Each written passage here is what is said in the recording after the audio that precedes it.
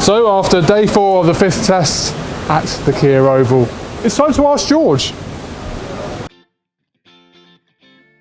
Aaron Wood asks, it's 2023, why is the Docklands Stadium in Australia the only cricket ground with a roof?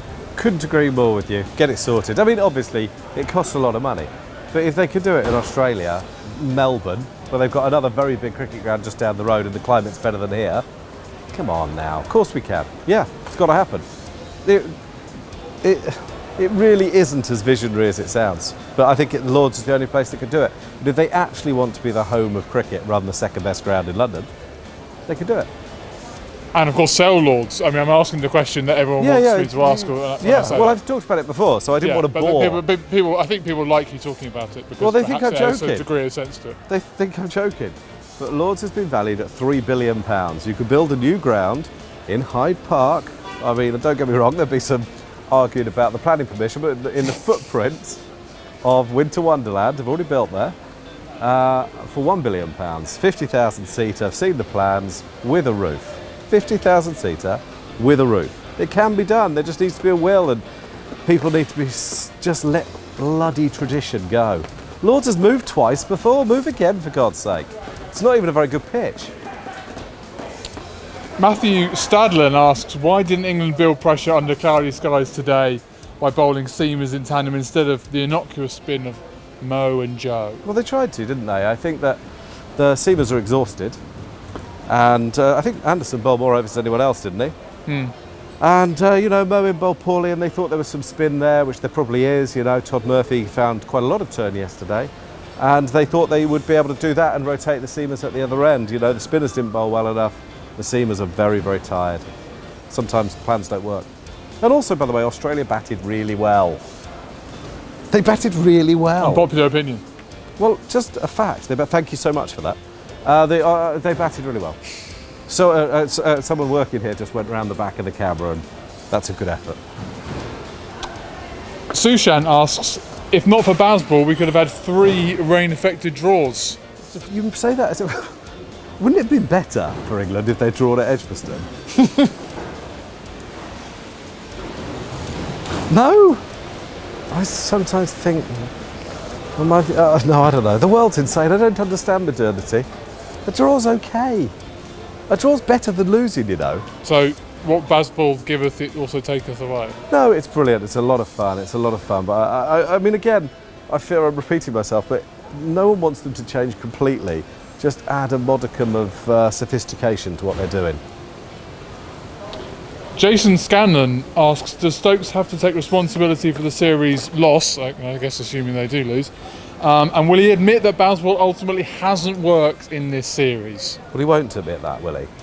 And is the result ultimately does that ultimately determine whether it's worked or not? Not absolutely entirely, but I think it goes quite a long way. Look, I think a couple of years ago we thought that England were going to lose this series. And actually, it's not, one thing, it's not over. It could yet be 2-2. 2-2 seems a pretty fair reflection of how it's been, but, there's a whole day to play. And if Australia pull this run chase off, they've done really, really well, and they'll deserve it. So, does Stokes have to take some responsibility? Of course he does, and of course he will. But he's not going to, whether he should or not, admit that Bazball's been a failure. And he couldn't really, it's not as cut and dried as that, of course it isn't. You've got to remember all the other results, the amazing run chases against New Zealand and India, the success against South Africa, the wins in Pakistan. I mean, don't go forgetting all that just because they haven't won the Ashes. Obviously the Ashes is vital, it's still rightly or wrongly the barometer of England and Australia's Test cricket, but, truths aren't black and white always. Background noise says, how many levels of irony are we into here that Warner decides to leave it to Broad's swan song before he plays well? Now, I would object to the fact that whether he's playing as the Warner of old, but nevertheless, he's been as assured here as... He hasn't read the script, has he? No. We all came here today thinking it was Stuart Broad's day, and David Warner played really, really well. But, there's still another day. But hey, that's one of the great things about this series. It's never quite gone the way we thought it was going to, and there could be another twist or two yet. Richard Anderson asks, when we look back at this series, was it actually decided not by rain, or individuals, but the ECB's decision to allow players to rock up to the series with minimal preparation. I think there's something in that, actually. I do think there's something in that. Obviously, the rain's played a factor. Obviously, individual performances are a factor. Of course they are. But yeah, the fact is that England were not well prepared coming into their first test or two. They didn't hit their stride until the end of Lords, or maybe at Leeds. I think that's a fair point. There were all those no balls, there were all those drop catches. There's a wicket-keeper who was keeping with his face at times today, which looks sore.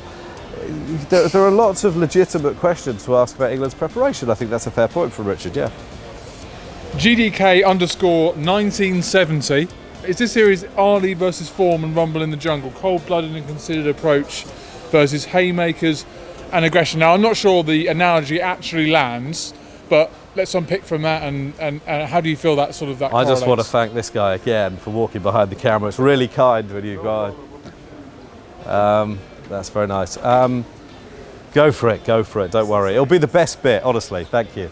I just think that's really nice of them when they're working and we're in their way. There's probably something in that, yeah. England have looked a bit unsophisticated at times, and they sure pack a punch, particularly with the bat. But Australia sometimes have outthought them, not always. I probably don't know enough about the boxing to well, that was the classic Ali. Yeah, of course it was, yeah. But I think there's something in that. Roper Yeah. Dave, I'm not sure. I think if I thought of it, I probably would have nicked that for an intro. Yeah, something in it. Is that a lot? It is. Cool. Unless you'd said that, we could have stayed here for hours just looking at the camera. And again, it might have been the best bit, just annoying these poor fellas. See you tomorrow.